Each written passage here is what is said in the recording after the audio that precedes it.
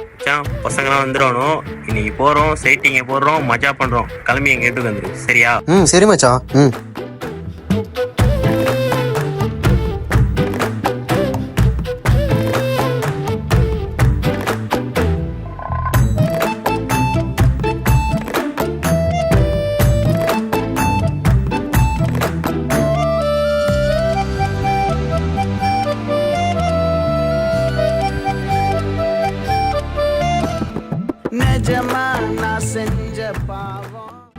Hello மச்சான், கிளம்பிட்டேன்டா. வீட்டுக்கு வரட்டா?